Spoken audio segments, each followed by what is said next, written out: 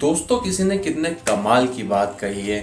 जीवन मिलना भाग्य की बात है, मृत्यु आना समय की बात है और मरने के बाद में भी अगर आपको कोई याद करे तो वो आपके कर्मों की बात है। नमस्कार दोस्तों, मेरा नाम है जय। एक बार की बात है, एक डॉक्टर साहब अपने हॉस्पिटल में दौड़े चले आ रहे थे। जितनी स्पीड से वो दौड़कर आ सकते थे वो आ रहे थे। अब जैसे ही वो हॉस्पिटल में इंटर करते हैं, 3 से 4 लोगों ने उन्हें घेर लिया और बोलने लगे, कब से हम आपका इंतजार कर रहे थे।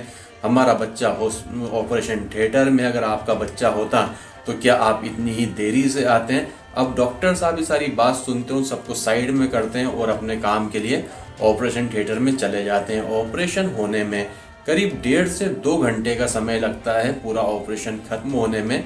और जैसे ही ऑपरेशन खत्म होता है, जितनी स्पीड से वो हॉस्पिटल में आए थे उससे डबल स्पीड से हॉस्पिटल से निकल जाते हैं, जाने लगते हैं। उसी समय वो लोग वापस से अपने जो बच्चे के माता पिता है या उसके मामा है, जो भी रिलेटिव होते हैं, वापस से डॉक्टर साहब को रोक लेते हैं और बोलते हैं बच्चे की हालत कैसी है। डॉक्टर साहब एक जवाब देते हैं, बच्चे की हालत बिल्कुल ठीक है।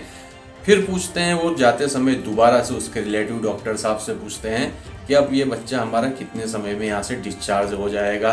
तो डॉक्टर साहब एक टूक में बोलते हैं कि ये सारी बातें अब मेरी नर्स से करिएगा।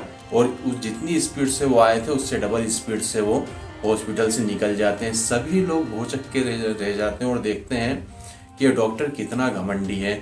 अब ये बात चली रही थी, इतने में सामने से नर्स आती है तो जैसे ही नर्स बताती है कि आपका बच्चा जो है बिल्कुल ठीक है, इतने में जो बच्चे के पेरेंट्स होते हैं और उसके रिलेटिव होते हैं वो नर्स से बोलते हैं कि ये जो डॉक्टर है कितना घमंडी है, किस बात का घमंड है इस डॉक्टर को।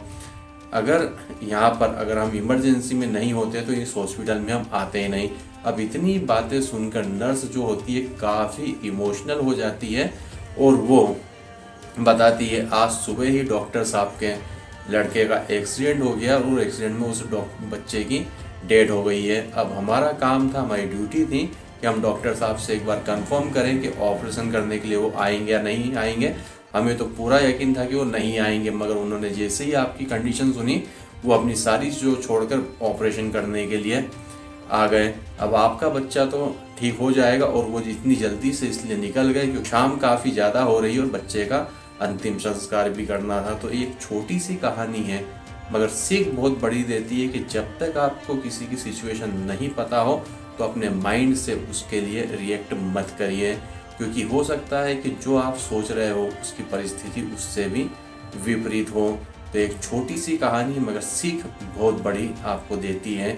तो वीडियो अगर पसंद आया तो लाइक करके चैनल को सब्सक्राइब जरूर करिएगा। Thanks for watching.